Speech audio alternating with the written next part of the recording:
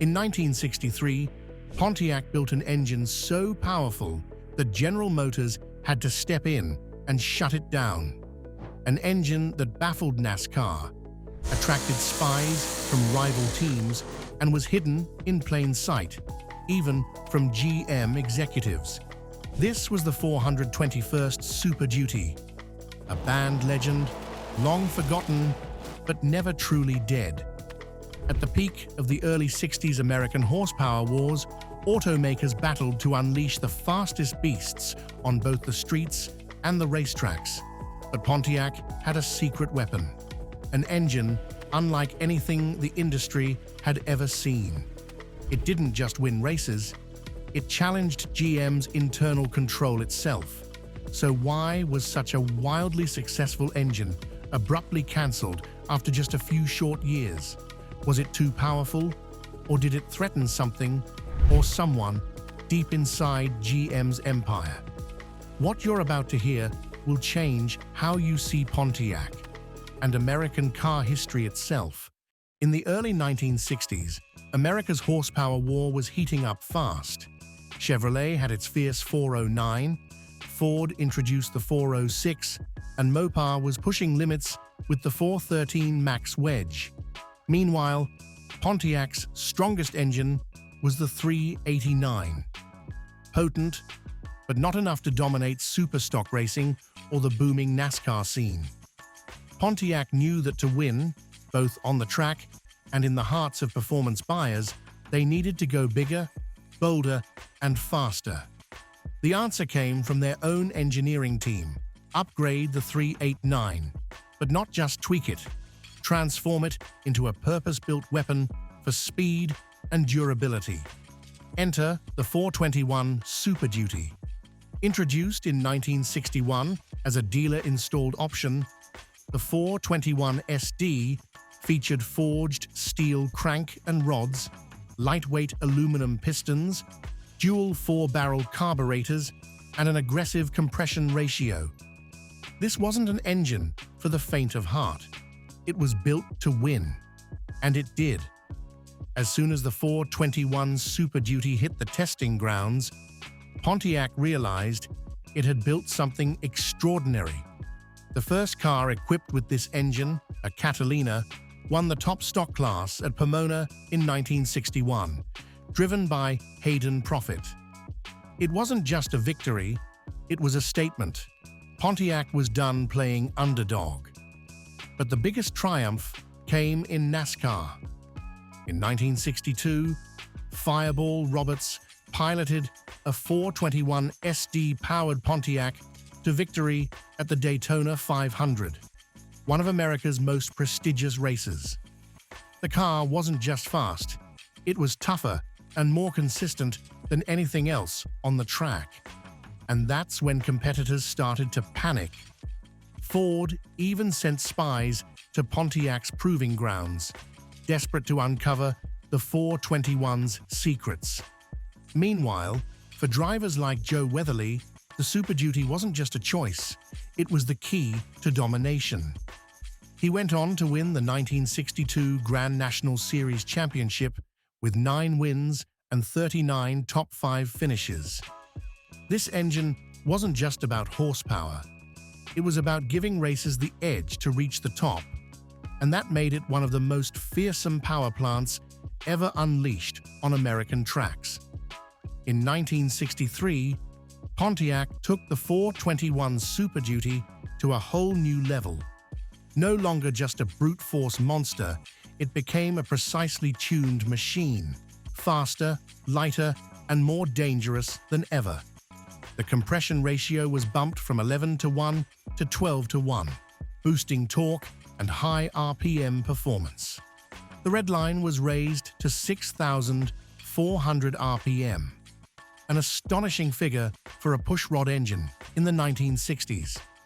These upgrades transformed the 421 SD into a true nightmare for anyone trying to keep up on the track. But it wasn't just the engine that got better. The car itself evolved. The Catalina, Pontiac's Super Duty platform, had its frame drilled to reduce weight. It also featured aluminum parts like the intake manifold, cylinder heads, and water pump. The result?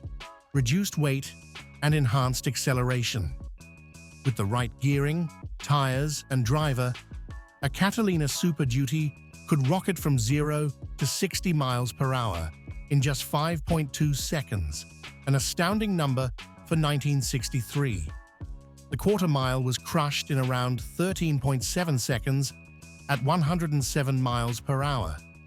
That's raw power, but those numbers were just the surface.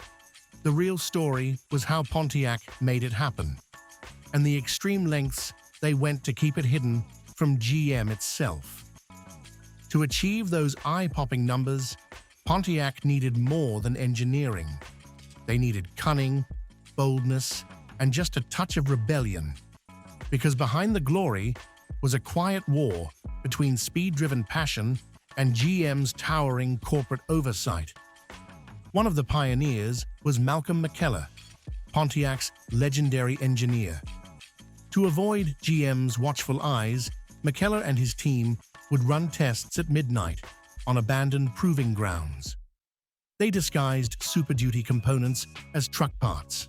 On one occasion, they revved an engine to 7,000 RPM, blowing out the muffler right in front of a Chevy executive who had no clue what had just happened.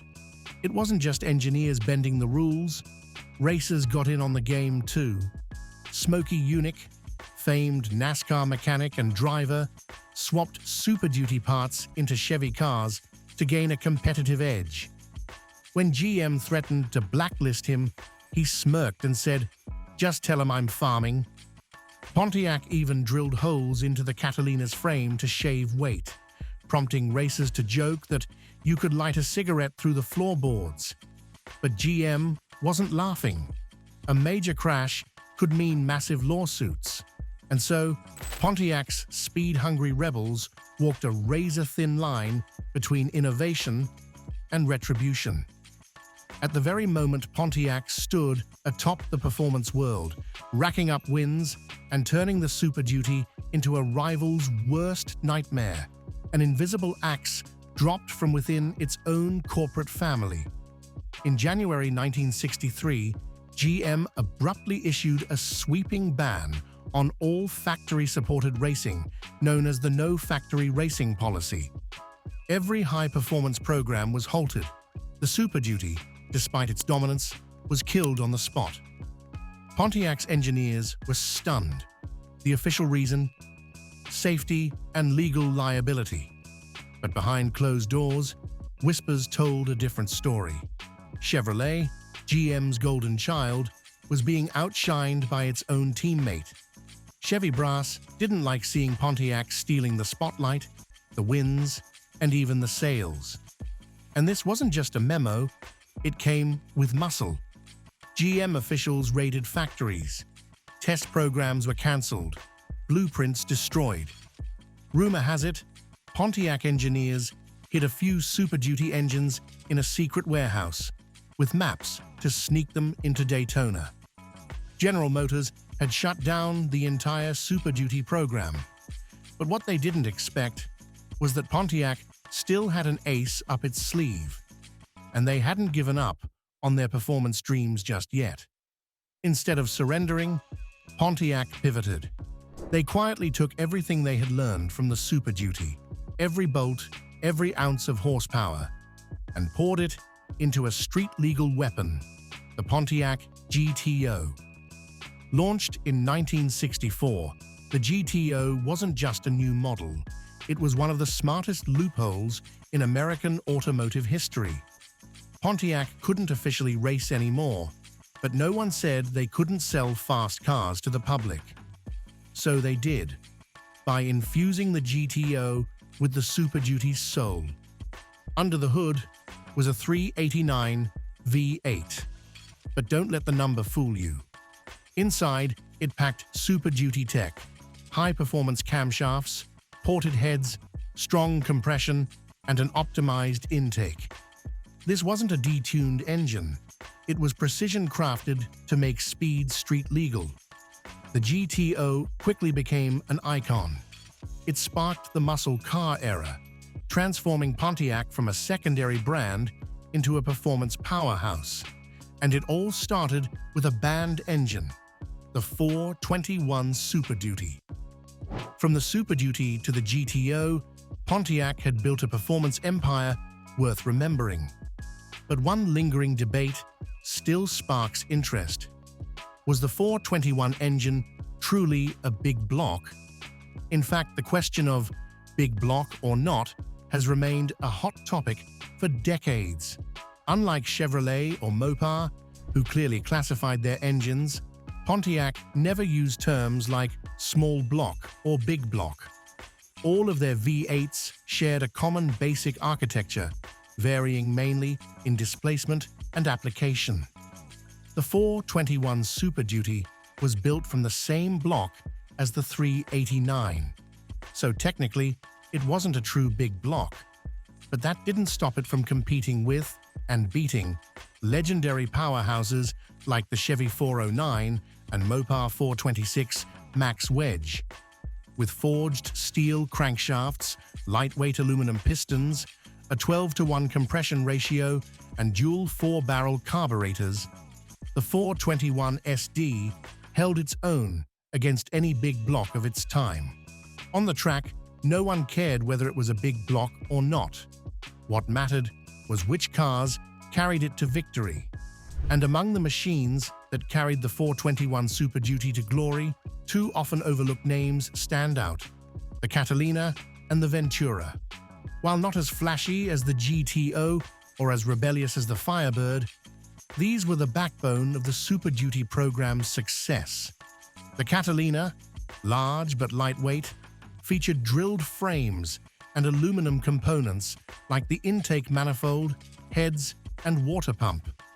When paired with the 421 SD, it became a track monster, hiding beneath a family car's skin.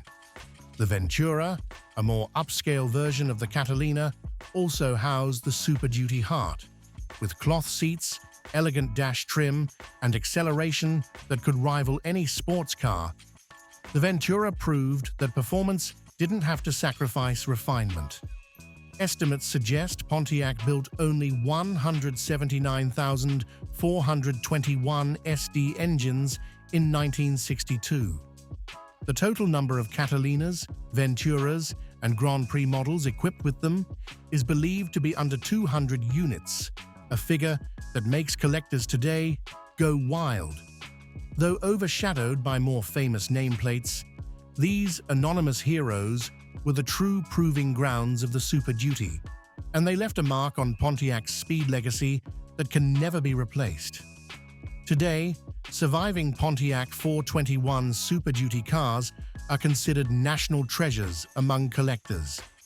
With extremely limited production and a legendary backstory, each car carries not just mechanical muscle, but a living fragment of a forbidden performance era.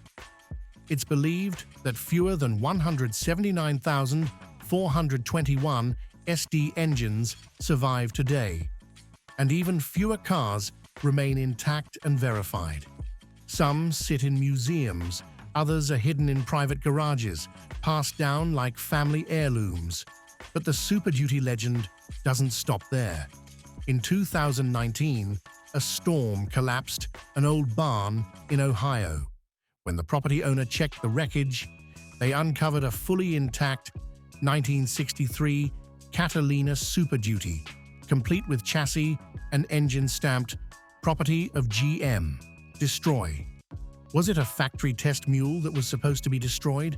Or a secret sleeper car hidden by a rebellious Pontiac engineer defying GM's ban? No one knows for sure, and GM declined to comment. The mystery remains. But one thing is certain: the Super Duty never truly died. It merely disappeared, waiting for the day it would roar back into the spotlight. The Pontiac 421 Super Duty wasn't just an engine. It was rebellion inside a corporation, a symbol that passion for speed can overpower even a corporate ban from the top of GM. Though it lived a short life, the 421 SD left a mark that can't be erased. From NASCAR victory lanes to the roaring hearts of street-driven GTOS. It never needed a big block label or flashy marketing. Its performance and mystique spoke for themselves. If you've ever heard of the 421 Super Duty or even seen one in person, share your story in the comments below. And if you happen to have any SD parts in your garage, be careful. GM might still be watching. Don't forget to like, subscribe, and share this video if you love forgotten stories from American car history. There's plenty more mystery waiting to be uncovered. See you in the next video.